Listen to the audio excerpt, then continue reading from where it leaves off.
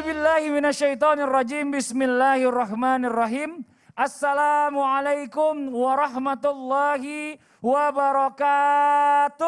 Waalaikumsalam warahmatullahi wabarakatuh. Jamaah, oh jamaah. Alhamdulillah. Alhamdulillahirabbil alamin. Allahumma shalli ala sayyidina Muhammad wa ala ali sayyidina Muhammad. Jamaah Islami Tinda yang dirahmati Allah, Masya Allah senang banget kalau kita memiliki yang namanya tempat untuk pulang. Atau biasa kita sebut dengan kata rumah. Dan memiliki seseorang ya yang kita cintai, ini adalah yang namanya keluarga. Terus kita juga memiliki keduanya adalah satu keberkahan buat kita. Nah makanya yang di rumah yang lagi jomblo nih, mudah-mudahan segera dapat pasangan. Yang selalu berada di dekat kita, ya apalagi yang namanya pasangan suami istri. Susah senang ya kan bersama-sama, suami sakit istri yang ngurusin, istri sakit suami yang ngurusin. Ini Masya Allah indahnya luar biasa ya. Sampai kalau kita bilang ya, sampai insya Allah kita nanti tua sama-sama, aduh ya Allah sedihnya, amin amin alhamdulillah. Karena memang mereka ini selalu mencintai kita ini memang apa adanya. Dan buat jamaah yang ada di rumah ya, kita berbicara kata pulang ini adalah kata yang paling terindah untuk mereka yang sudah berhasil menemukan jalan pulang. Nah tapi pulang kepada siapa? Bukan pulang ke rahmatullah Ustadz ya. Belum nanti kalau kita udah siap dulu semuanya udah bagus ya Allah. Ya Robbi. Tentunya adalah keluarga lah, maksudnya pulang ke rumah, pulang ke keluarga. Dan hari ini kita akan membahas tentang tema yang luar biasa. Mudah-mudahan hari ini bisa jadi pelajaran buat kita semua untuk menjadikan keluarga kita menjadi yang lebih baik. Apa sih temanya? Temanya adalah keluargaku nomor 1. Nah sekarang kita coba saksikan dulu sebuah tayangan ya. Tentang tayangan persandaran. Persandaran apa sih maksudnya, saya juga agak kurang paham nih. Apa nyandar sandar atau gimana? Coba kita lihat tayangannya deh. Ini di tayangannya.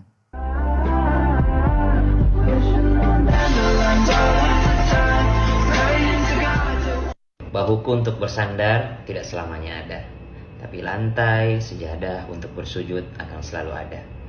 Nyawaku tidak selalu ada. Hidupku tidak selalu ada.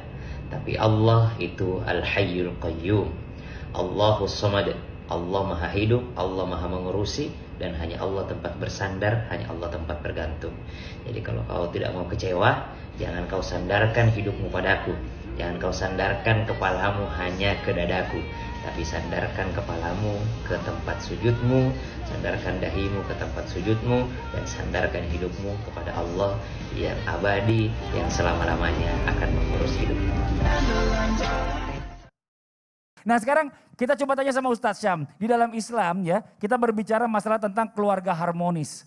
Keluarga harmonis yang kita kenal ini pasti keluarga yang namanya keluarga sakinah, mawaddah, warahmah. Atau bisa diartikan dengan keluarga ya yang damai, tentram, penuh kasih sayang dan juga penuh cinta kasih. Bener gak Ustadz? Insya Allah. Masya Allah. Terus seperti apa nih kita bicara masalah tentang tips membangun keluarga harmonis menurut Islam. Supaya bukan cuma di awal-awal aja, tapi kalau bisa ini bertahan terus sampai kakek nenek bahkan sampai ketemu lagi di surga. Amin amin ya rabbal alamin. Silakan Ustaz Syam, tafadhol. Tabe guruku Ustaz Maulana Syekh Muhammad yang dimuliakan Allah, Mas Fadli serta para alim ulama dimuliakan Allah Subhanahu wa taala serta teman-teman milenial yang dimuliakan Allah Subhanahu wa taala. Jadi mungkin teman-teman pernah ngelihat tren ini di TikTok. Kenapa kami membuatnya bukan bermaksud memamerkan kemesraan, tapi rata-rata yang membuatnya adalah pasangan yang non halal. Maka kami menyampaikan bahwasanya bersandar itu bukan kepada pacar, bersandar itu bukan pasangan non halal, tapi bersandar itu kepada Allah Subhanahu wa taala. Karena ternyata kalau kita tidak mengganti tren yang buruk menjadi tren yang baik, maka tren yang buruk itu yang akan selalu trending. Makanya kita konten kreator kebaikan insya Allah berdakwah dengan media apapun itu. Maka subhanallah, bismillahirrahmanirrahim, alhamdulillahirabbil alamin, wassalatu wassalamu ala asyrafil anbiya'i wal mursalin sayyidina Muhammadin wa ala alihi wa sahbihi ajma'in. Asbahna wa asbahal mulku lillahi rabbil alamin. Subhanaka la ilma lana illa ma 'allamtana innaka antal alimul hakim. Ba'da an aqul a'udzu billahi minasyaitonir rajim. ومن آياته أن خلق لكم من أنفسكم أزواجا لتسكنوا إليها وجعل بينكم مودة ورحمة إن Inna fi dzalika laayatin liqaumin yatafakkarun. Kalau tadi Mas Fadli yang dimuliakan Allah telah memulai episode kita kali ini dengan mengatakan bahwa jalan pulang, tempat kita pulang, dan Al-Quran sudah menyebutkan bahwa pasangan itu adalah tempat kita pulang.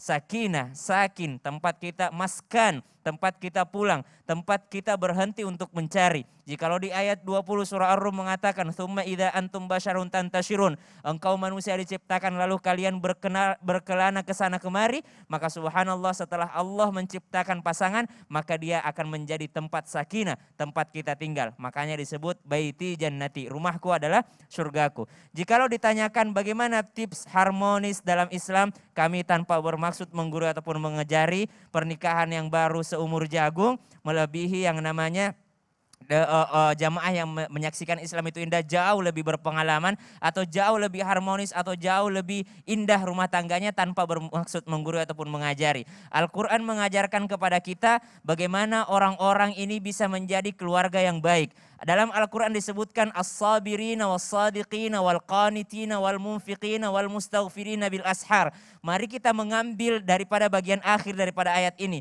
Ada kalimat al-mustaghfirina bil ashar. Mereka beristighfar kepada Allah Subhanahu wa taala di waktu sahurnya. Kenapa waktu sahur? Waktu yang utama dalam agama Islam adalah waktu sahur. Mereka beristighfar, namun jangan lupa beristighfar kepada Allah itu Allah Maha Pengampun, Allah Maha Rahman, Allah Maha Rahim. Allah bisa membukakan selebar-lebarnya pintu maafnya. Namun yang sering terlupa kepada kita, banyak yang bangun untuk salat tahajud, memohon ampun kepada Allah Subhanahu wa taala, namun lupa untuk meminta maaf kepada anaknya, namun lupa untuk meminta maaf kepada pasangannya, lupa untuk meminta maaf kepada suaminya. Silahkan jamaah sekalian tanpa bermaksud menggurui, ayo kita praktekkan. Coba bangun tahajud bersama, kemudian saling meminta maaf. Sang ayah mengatakan, "Bunda, maafin ayah, mungkin siapa tahu hari ini adalah hari terakhirnya ayah hidup. Jangan sampai masih ada kesalahannya ayah yang belum dimaafkan oleh bunda." Kata istrinya, "Iya betul." Subhanallah. Mungkin di awal-awal Itu istrinya maksudnya nyumpahin atau gimana Ustaz? langsung mengatakan iya betul. Oh iya betul ya. Mungkin di awal-awal seperti itu. Begitu pula mungkin ibu-ibu mengatakan, "Suamiku maafkan aku jikalau aku banyak kekurangan." Kata suaminya, "Memang." Subhanallah, itu di awal-awal. Namun coba dipraktekkan hari demi hari, hari demi hari. Kata Al-Quran, "Al-mustaghfirina bil ashar." Setelah itu minta maaf kepada anak-anak. Anak-anak mungkin jengkel juga melihat orang tuanya karena setiap hari daring di rumah itu ya, nggak ke sekolah. Bosan juga lihat orang tuanya tiap hari dimarahin. Akhirnya orang tuanya minta maaf, "Anakku maafkan ayah, belum bisa menjadi imam yang baik, belum bisa menjadi ayah yang saleh untukmu, yang belum bisa mencontohkan untukmu." Kata anaknya, "Memang ayah." Subhanallah, itu di awal-awal. Tapi ketika sudah dijalani, maka keindahan akan kita dapatkan. Baru setelah itu memohon ampun kepada Allah Subhanahu wa taala. Karena maaf kepada manusia itu tidak bisa kita ke Allah langsung, harus kepada manusia. Coba praktekkan, lalu bangun pagi, bangun setelah sholat subuh, langsung dia menjalani aktivitas, pasti aktivitasnya akan terasa tenang. Karena ada saling memaafkan, merasa plong sebelumnya. Kemudian yang kedua, bagaimana Ali Imran disebutkan bukan Imrannya saja, tapi yang disebutkan adalah sekeluarga-keluarganya. Bagaimana Imran masih dalam kandungan Hanna Maryam, itu sudah didoakan oleh Imran sendiri. Maka doa dan istighfar itulah intinya. Wallahu ta'ala alam. Masya Allah, kalau istri saya minta maaf langsung nangis. Istri saya Ya Allah. melankolis banget dia. Kalau saya sih ada minta apa-apa. Ustaz Sam kan mesra banget sama Iya, istrinya. iya. Iya. Kalau bisa dipertahankan. Pertahankan. Satu nasihat saya. Apa Apa tuh tuh? Ustaz? Jangan pernah memukul, memarahi istri. Ya Allah. Saya 10 tahun, 5 bulan, 12 hari tidak pernah marah sama istri. Masya Allah. Karena istri saya di Makassar, saya di Jakarta. Iya jauh. Marahnya paling lewat chatting.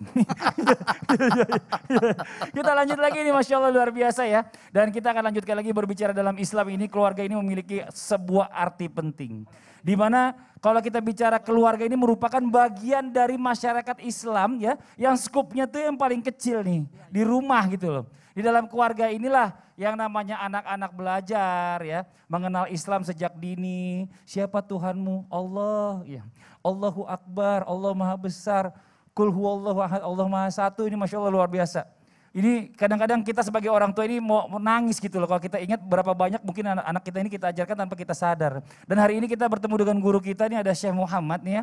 Syekh Muhammad Jaber. Mohon izin, seperti apa sih sebenarnya Syekh kewajiban orang tua dalam mengajarkan anak dalam pandangan Islam? Karena kan kita mengajarkan mereka juga kan sesuai dengan umurnya, porsinya. Karena kalau kita ajarin anak-anak TK, Kita ajarin yang udah berat-berat, bisa gilang-geleng. Seteres dia kalau kata Ustaz Maulana. Mohon izin Syekh, tafadhol penjelasannya. Bismillahirrahmanirrahim. Ustaz Syam, Ustaz Maulana, Mas Fadli, mohon izin, jazakumullah khair. Alhamdulillahi Rabbil Alamin. Allahumma salli wa sallim wa barik ala Sayyidina wa Nabiyyina Muhammad wa ala alihi wa sahbihi ajma'in. Amma ba'd. Pemirsa, Islam itu indah yang dimuliakan Allah Subhanahu wa taala. Alhamdulillah di pagi hari ini kita bersama-sama masih diberikan sehat walafiat dalam iman dan taat sampai kita menyaksikan Islam itu indah. Kita mempelajari ilmu. Alhamdulillah. Alhamdulillah. Keluarga adalah tiang yang paling utama dalam umat Islam. Karena tokoh masyarakat, ulama, pemimpin, semuanya dilahirkan dari keluarga. Makin keluarga itu keluarga baik, salih dan salihah, itu anak-anak insya Allah menjadi anak yang baik, yang salih, yang bermanfaat. Bukan untuk agama saja, tetapi untuk umat dan bangsa. Karena itu, satu saja hadis yang saya sampaikan, mengenai godaan syaitan. Syaitan selalu berusaha untuk membuat masalah, menjadikan masalah dalam rumah tangga.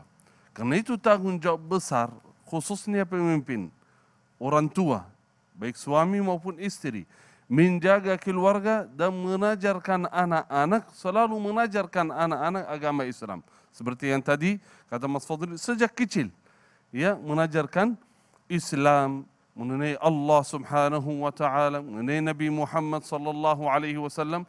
Mau satu hal sebelum saya lanjut menceritakan mengenai hadis yang tadi saya mau sampaikan. Yang pertama, mengajarkan anak-anak mulai dari orang tua. Yang tadi sampaikan Ustaz Syam, doa. Selalu berdoa memohon kepada Allah Subhanahu wa taala.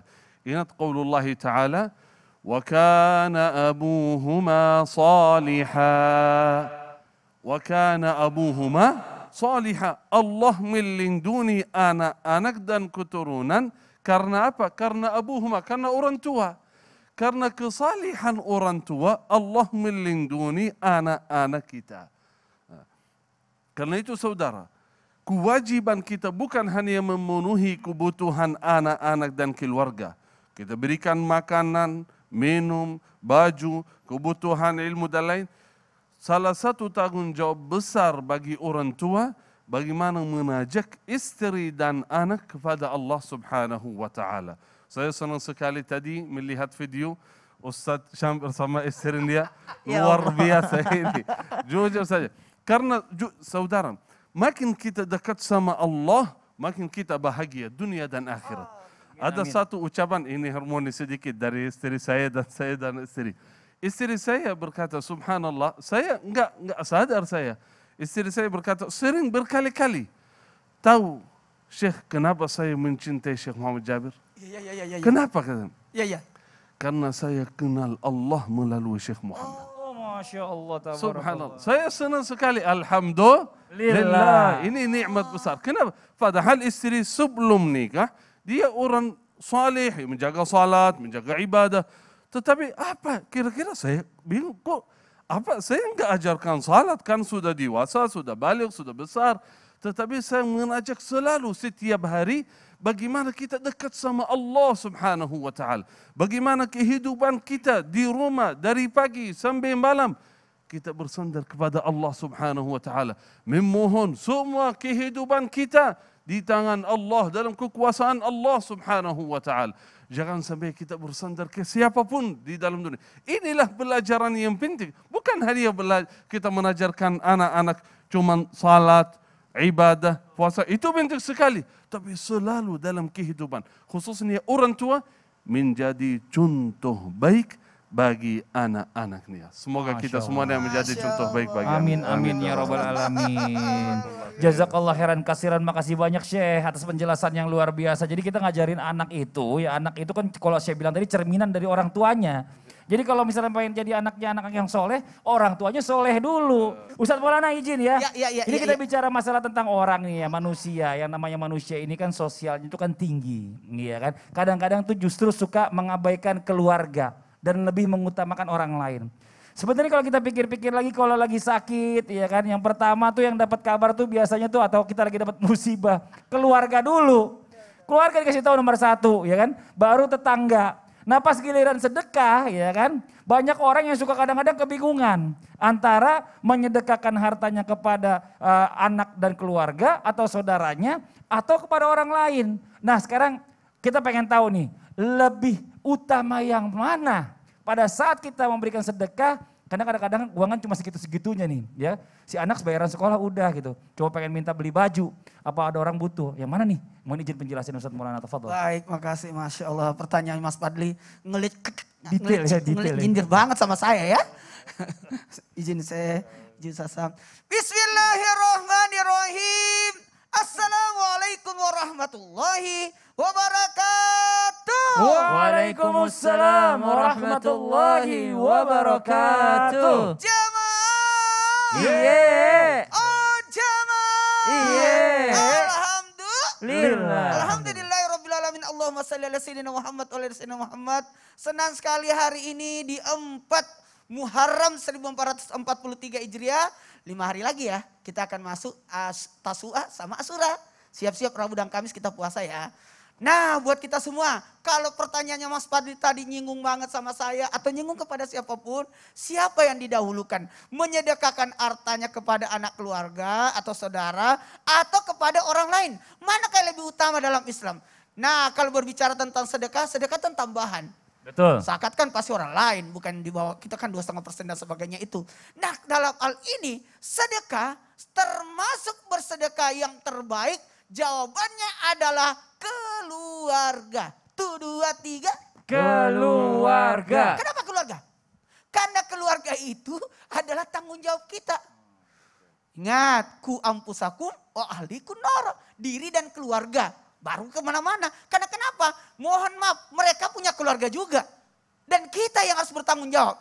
Ma tak budu min ba'di, apa yang kutinggalkan buat anak-anak, jangan sampai juga menyembelih. Karena jangan sampai kalau kita tidak memberikan kepada keluarga kita, jangan sampai dia jadi apa? Menjadi menghinakan diri, menjadi miskin, minta-minta. Nauzubillah kan. Makanya lebih utama adalah keluarga kita dulu. Karena keluarga yang menjadi tanggung jawab untuk diberi nafkah seperti istri dan anak-anak. Ini yang paling penting. Bahkan itu pahalanya berkali lipat. Sekali lagi, berkali lipat. Selain karena nafkah, juga jadi sedekah. Sedekah yang terbaik ketika seorang suami menyuapin istri. Ustaz Sam sudah menyuapin istri? Insya Allah Ustaz, karena males makannya. Oh jadi Ustaz Sam yang suapin? Disuapin dulu. Oh Ustaz Sam malas makan, istrinya malas makan juga. Istrinya malas makan. Enggak, sekarang aku udah gak males Ustaz, kan dimasakin. Oh iya benar. Udah pintar masak. Udah bisa. Udah nggak beli lagi Ustadz. Nah kalau berbicara tentang setelah keluarga terdekat, cari lagu siapa? Kerabat yang nih. Yang masuk dalam kondisi, mohon maaf dalam surat Taubah 8 golongan itu. Fakir, miskin, amil, pisabila dan sebagainya. Itu yang penting, yang berhak untuk menerima. Makanya saya senantiasa menyampaikan kepada jamaah dibagi 3. Kalau ada zakat dibagi 3. Cari 30% itu buat siapa? Buat yang ada hubungan darah dengan kita. Kemudian yang ke 30% yang ada hubungan apa? Hubungan kerjaan sama kita. Yang menunjang pekerjaan kita. Baru 30% kepada yang itu. 10%-nya lagi? Ya.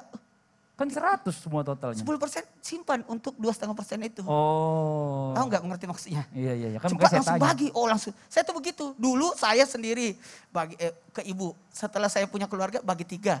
Istri, orang tua sama saya pribadi. Kemudian 10%-nya itu buat dibagi-bagi untuk per tahun.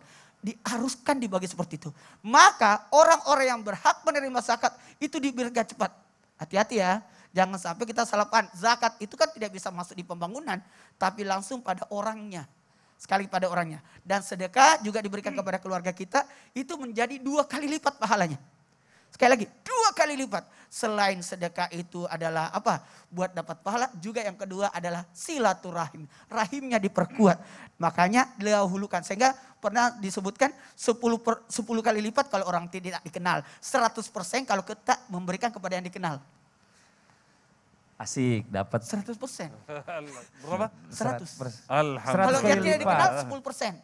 10%. Tapi kalau yang dikenal 100. 100. Tapi kalau keluarga 1000. 1000. Kalau ke anak 10.000. 10.000. Kalau ke orang tua 100.000 kali Masya lipat. Allah. Dan kalau kepada ulama Ustaz 1 juta pahalanya. Oh ya Alhamdulillah. Allah. Terima kasih. Masya Jadi Allah, seperti tabarakallah. Jadi tetap ya kita bicara masalah tentang sedekah ini ya, bicara masalah tanggung jawab ya, balik Tanggung lagi. jawab, betul.